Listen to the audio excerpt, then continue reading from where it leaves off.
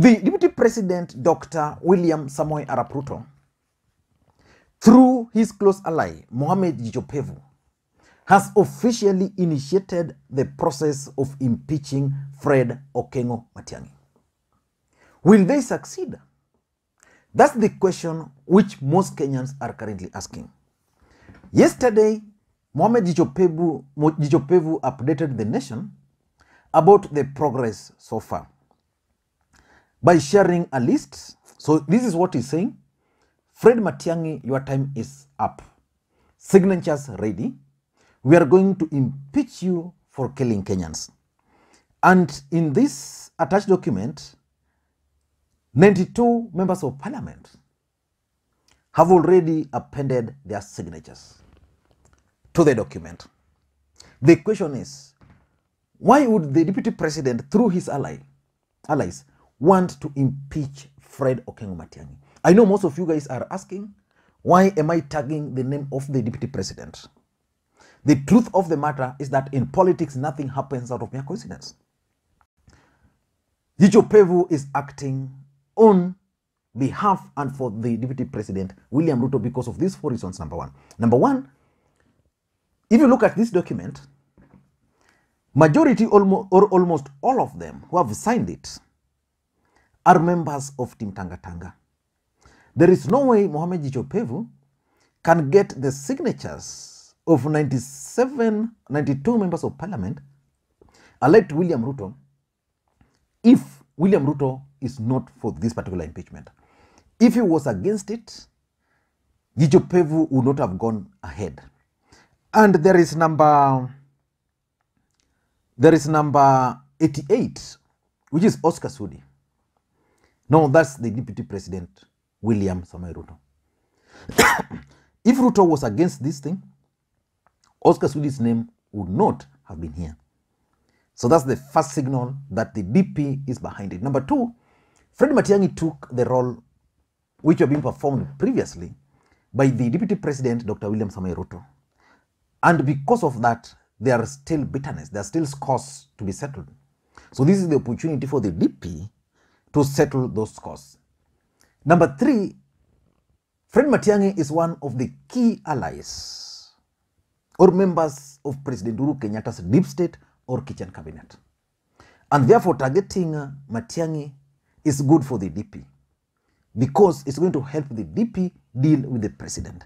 If they will succeed in removing Fred Matiang'i, then it will be a message to the president that nothing can really stop them from removing the president if they wanted. And lastly, the DP could be using this particular impeachment process to know his true supporters, people he can go to war with. Remember,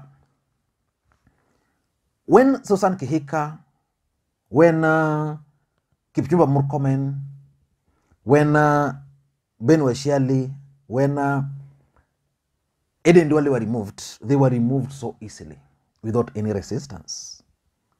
So the DP would want to prove a point by knowing those whom he can go to war with. Because Fred Matiang'i is holding a very powerful docket. And if indeed Mohammed Jicho Pevu will take this to the floor of the House, and a member will second that, then the DP will know that I can go to war with that member. And if others will vote, then the DP will know that indeed he can go to war with those members of parliament. But I don't think this process is going to succeed.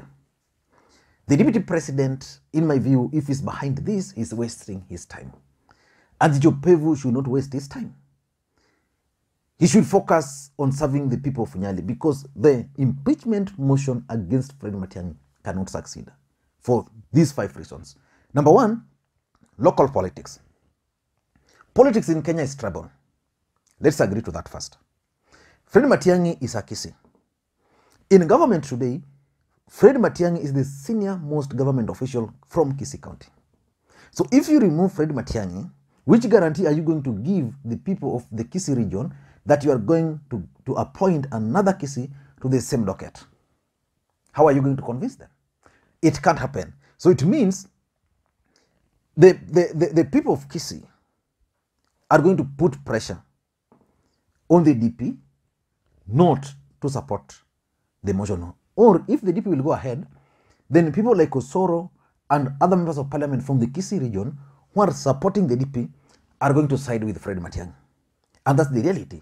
And already, I'm reading an update by Silvanus Osoro, which I found to be very interesting. Osoro is saying, let me just get it. Silvanus.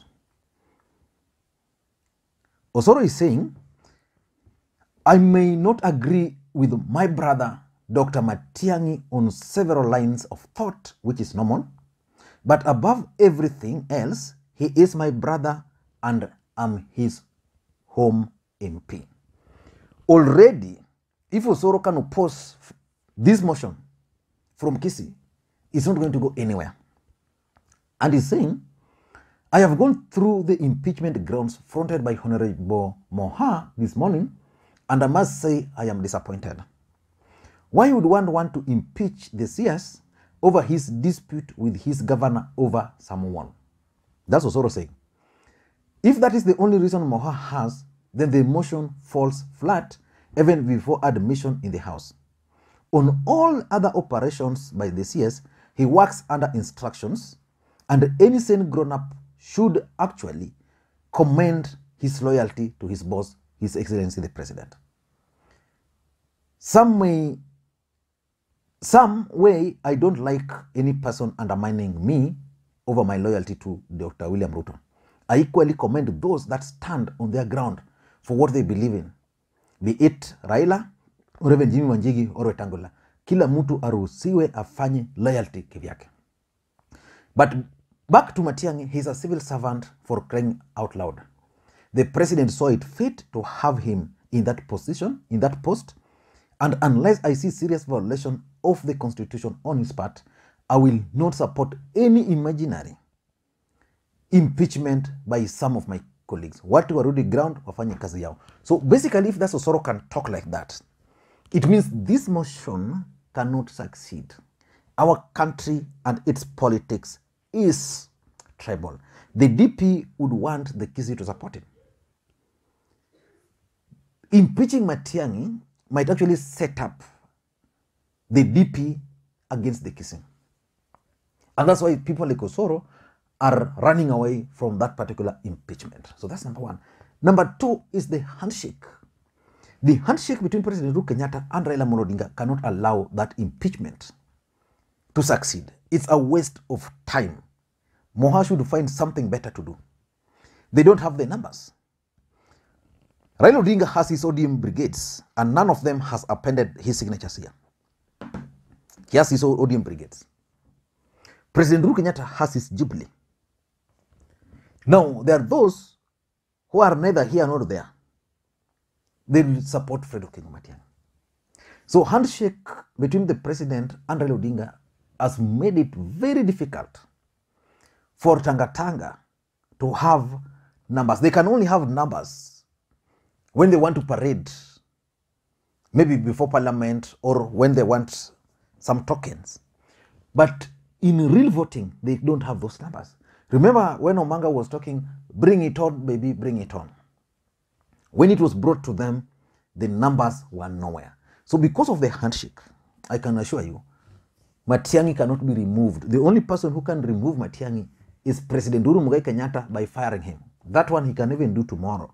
But not to Ruto, who is out of government. Not Jicho Pevu, member of parliament for Nyali. No, that one cannot happen. The third reason why it's not going to succeed is the greed by our members of parliament. Our members of parliament are allergic to bribe. I am sure as Jicho Pevu was already collecting signature, a member of parliament was already going to Matiang'i or through his people to try and broker a deal between Matiang'i, either Jicho Pevu or some members of parliament. That is the honest truth.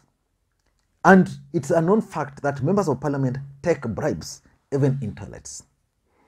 Do you think Fred Matiang'i can decide to leave being the most senior government official in the country because Jicho Pevu wants him to be kicked out? He can't. So we will do everything and anything to prevent that, even if it means giving money. But the Matiang'i I know will not give any bribe to anybody. These guys are just wasting their time. Number 4 is the tainted images and past of members of parliament. You know, he who wants equity must always come with a clean hand. There are members of parliament who have appended their signatures out of the 92. But they have dark past. They have dark secrets. The deep state will just do one thing, pull one corrupt deal on 2 members of parliament. The rest will run into hiding. Oscar Sudi will be told, we certificate yako ni fake. Then, people like Asha Jomwa, who intends to run, but their certificates are not very clear, someone will start questioning the authenticity of their certificates. They'll run off. And that's how this country is. There's certain things you can't change about the country. So the deep state has information about each and every member of parliament, be it corruption, any scandal, you know, those past details. Anytime they want to deal with you, they'll identify you individually. And MPs will not want a situation where they are identified individually. And lastly, is 2022 politics. Do you think Ruto would want to lose the Kisii? I don't think. But would want a situation where Jicho Pevu takes the bill to parliament. Once it's tabled on the floor of the house, then it becomes a subject of discussion. MPs will debate. Many of them will discuss Matiang'i. Jicho Pevu will come with whatever he has on Matiang'i. He will taint the name of Matiang'i, everything, and then the impeachment will fail. Then the DP will go to Kisii the next day and tell the people of Kisii that for him, he doesn't have any problem with Matiang'i. He was not behind it, but already the name of Matiang'i and to some extent the president shall have been exposed in parliament. So the DP don't want a situation where he's going to lose Kisii. He will rather advise members of parliament from Kisii who support him to come out and call a press conference to disown the way Osoro has done Mohammed, Jicho Pevu. That's when you look at the presidential. Raila Odinga and Uhuru Kenyatta will also just be waiting somewhere. And on the day or a day to that impeachment motion, they'll go to Kisii and organize a huge rally there, defending Fredo Kengo Matiang'i. And of course, Matiang'i is known to be a worker in this country. So it can't happen. You leave that. You go to Nairobi. Nairobi, Kajiado, Nakuru, which other counties? Those counties depend, they are huge presence of cases. So members of parliament from those regions, there are members of parliament from Nairobi who not want to be seen to be fighting Matiang'i because of the Kisii. You go to Nakuru, even in Nakuru they have a member of parliament, Arama. So in Nakuru also there are members of parliament who not want to interrupt their equation by fighting the Kisii. So even that alone would tell you that it's not going to be easy to impeach Fred Okengo Matiang'i. I don't know what you think, but that's my take. The person who wants to remove Matiang'i is none other than the Deputy President, Dr. William Ruto. The ultimate goal might not be to impeach him, but maybe the ultimate goal might just be to allow Parliament to debate and expose Fred Matiang'i. Jicho Pevu is just acting for the DP. Thank you guys. And for those who are watching this channel for the first time, what we do on this channel is simple. We analyze politics in a way you can't find any other place. So the best thing you can do is to click the subscribe button now. Just click that subscribe button so that next time you produce a video like this, YouTube will automatically notify you. And to the subscribers, I want to continue thanking you guys for your continued support. Without the support, I don't think we'd be here. I like giving you a bit of updates about the progress of my dad. He's progressing well, but still very, very sick. Hope he's going to improve. Thank you guys, and please, may you have a good day. Bye-bye.